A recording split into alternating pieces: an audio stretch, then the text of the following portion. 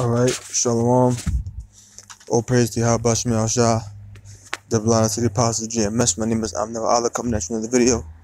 In this video, I'm going to be focusing on the book of Psalms, the 105th chapter and the 15th verse. I'm just going to begin. Now, when you read the Psalms, you can go to the first verse. It doesn't tell you who's saying it. But if you go to the book of 1 Chronicle, the 16th chapter, right? And you read up, see verse 22 said the same thing, testing my anointed. But you go up to verse, let's say, let me see, verse 7, it says, Then on that day, David delivered this first psalm to thank the Lord into the hand of Asaph and his brethren. And he goes on to say what I'm about to read, Lord willing, in the book of Psalms 105, verse 15, excuse me. I'm going to go right to the point. I'll start from verse, this is basically the same thing you read in Psalm and First Chronicles, the 16th chapter. So I'm going to start from verse 12. When they were but few in number, yea, very few and strangers in it, talking about when the children of Israel were strangers in the land of Canaan. When they went from one nation to another, from one kingdom to another. Remember, you had Og, the king of Bashan. You had the whole deal that went down with the children, the whole thing that went down with the children of Amalek. And Amalek was the first of the nations that rose up against us when we left out of Egypt. And it says, He suffered no man to do them wrong. Yea, He reproved kings for their sakes. An example that is Og, the king of Bashan, and many others. And it says, saying, Touch not mine anointed, and do my prophets no harm. So it says, saying, Touch not mine anointed, and do my prophets no harm. So Most High is not going to allow His anointed to be touched and allow harm to be done to His prophets. And this is referencing who? It's referencing the elect. Okay? Because Most High has angels protecting us. Go to the book of Psalms 34 and 7. We call this the 34th and 7th scripture. Psalms 34 and 7. The angel of the Lord encampeth round about them that fear Him, and delivereth them. So the angels of the Lord are camped around those that fear the Lord. So if you fear the Most High, then guess what? The Most High is going to have angels around you protecting you. And guess what? They're going to deliver you from any trouble that comes your way. This is why you're supposed to walk in faith. You're supposed to do what's right according to the scriptures so that the Most High protect you. All right? The scriptures tell you perfect love casts out fear. Love is the keeping of the commandments. So if you love Yahweh Shema Shah, you do what Yahweh Shema Shah says, then you don't gotta walk. Then you don't gotta walk in fear of this world. All right? Love is the keeping of the commandments. Perfect fear casts out love. So if you do what's right according to Yahweh Shema Shah, as how it's written in the scriptures, then you don't got a right to walk throughout this world in fear. Because you believe the Lord got His angels to protect you. You fear the Lord. You don't fear man. Okay? This is 2 Chronicle chapter 36, verse 16. Scripture says, I'll start from verse 15. And the Lord power of their fathers sent to them by His messengers, rising up betimes meaning early, and sending, because He had compassion on His people and on His dwelling place. Sending who? Sending His prophets. Okay? But they mocked the messengers of the Most High and despised His words and misused His prophets. Right? They misused the prophets of the Lord.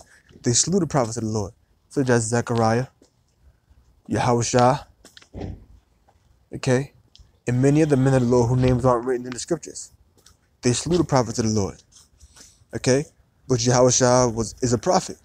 But they mocked the messengers of the Most High. Same way they do now. They don't listen to what we're saying. They don't want to hear what we got to say. Matter of fact, I don't think I even read. Let me go back to Psalm. But no, I did read Psalm 105 and 15. I thought I read it and then automatically just jumped to Psalm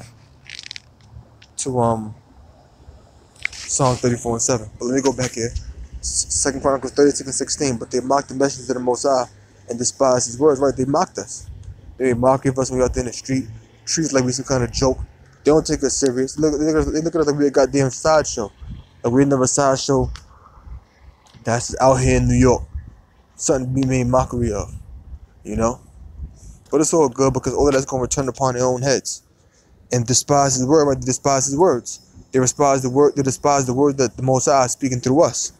and misused his prophets. They misused us. How? When they make videos about us, bring up false accusations against us, and when they slew the prophets in ancient times, until the wrath of the Lord arose against his people, till there was no remedy. So they misused, so they mocked the messengers of the Most High, despised his words, and misused his prophets until the wrath of the Lord arose against his people. And that's what's going to happen now. They're going to keep doing that to us until the time comes when what? When the Most High brings his wrath upon you and destroys you. Got another scripture. Now check this out. This is the book of Luke 21. I'm going to start from verse Luke chapter 21, verse 15. Luke 21 and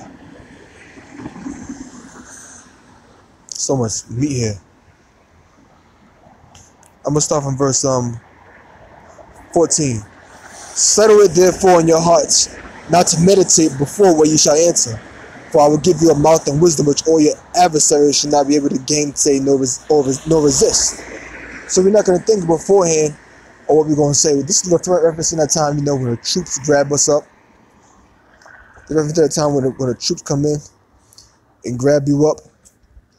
You're not supposed to think beforehand of what you're going to say. Why? Because the Most High will give you a mouth and wisdom. Yahweh shall give you a mouth and wisdom, but your adversaries should not be able to gainsay nor resist. So when that time comes, when they're rounding us up, rounding up the elect of the Lord, rounding up the martyrs of the Lord, and questioning us, we don't got to premeditate what we're going to say. Because the Most High is going to put the Spirit on us to say what He wants us to say. And we're going to say things that they won't be able to gainsay nor resist, just as when Yahweh Shah was brought before Pontius Pilate. He didn't premeditate what was said. Alright? He didn't premeditate what was said. He said what the Most High told him to say. Okay? Remember he said, are you the king of the Jews? Remember Yahweh Shah was asked, are you the king of the Jews? He said, thou sayest. Now, let me get that real quick.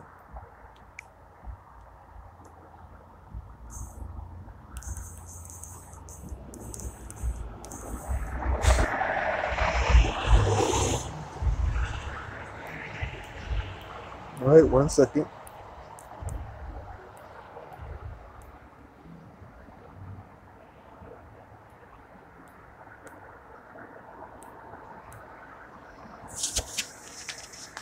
This is Matthew 27. Some of me here.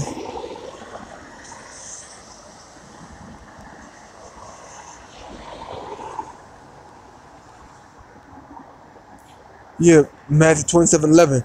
And Yahweh stood before the governor, and the governor asked him, saying, art thou king of the Jews? And Yahweh said unto him, thou sayest. So the governor came to Yahweh, and Yahweh stood before him, and he said, are you the king of the Jews? Yahweh said, thou sayest. He didn't premeditate that. The Spirit had him say it. And when he was accused of the chief priests and elders, he answered nothing. Then said Pilate unto him, hearest thou not how many things these bear witness against thee? And he answered him to never a word, and so much that the governor marveled greatly.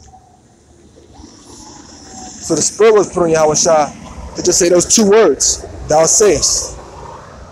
And the same thing will happen to us when that time comes, man. If the Spirit permit. Alright? Now let's go back to Luke 21. It says, verse 16. And it told you, when Yahweh said that, it said, and he answered him to never a word, and so much that the governor marveled greatly, because there was nothing he could say against that. Why? Because there was nothing he could say to gainsay nor resist. Just those two words. Thou sayest. For I will give you a mouth, verse 16, Luke 21:16, and you shall be betrayed both by parents and brethren and kinsfolks and friends, and some of you shall they cause to be put to death. So you're going to be betrayed. So men of the Lord in this thing that really truly believe, you're going to be betrayed by your own parents, by your own brethren, your own blood brother, and even men that claim to be actual brothers in the faith, kinsfolks, family members, and friends, those that you call your friends. And some of you shall they cause to be put to death, and some of them will cause you to be put to death. And you shall be hated of all men for my name's sake, just as we are now. People despise us, they hate us. They look at us as if we're the offscouring of the earth, as if we're the filth of the earth. But there shall not a hair on your head perish. Remember we went to that Psalm 105 verse 15? Touch not my anointed, do our prophets no harm. and your patience possesses your souls. So in our patience possess our souls. So we're supposed to maintain patience to the very end, so that what we be delivered. But going back to verse 18, which is really what I really want to focus on, because that deals with Psalms 105 and 15. It says, "But there should not an hair on your head perish." Let's see what that means. Now there's a phrase called an idiom, idiom, a group of words established by usage as having a meaning not deducible from those of the individual words. Rain, cats, and dogs see the light. And give another example, it says, a characteristic mode of expression in musical art. So that's basically what an idiom is. An idiom is a phrase or an expression that has a figurative or sometimes literal meaning. Characterized as formulaic language, an idiom's figurative meaning is different from the literal meaning. So an idiom is a phrase or expression that has a figurative or sometimes literal meaning. So Yahushua said what? But there should not a hair on your head perish. What does that mean? This is from the idiom, the free dictionary, which I already know what this meant. I just wanted to go into the Shaggy brothers. No harm, touch a hair of somebody's head. Read directly from not touch a hair on head. It says not touch a hair on one's head. To not hurt or injure someone even in the slightest degree. They had better not touch a hair on your head or I'll go to the police straight away. You see that? So not touch a hair on your head not being touched, meaning to not hurt or injure someone even in the slightest degree. Because you're gonna have men out there that's not even gonna be touched. That's not gonna go through any kind of hurt nor injury in the slightest degree when that time comes. Think back to the book. Think back to Shadrach, Meshach, and Abednego. I want to get the Hebrew names.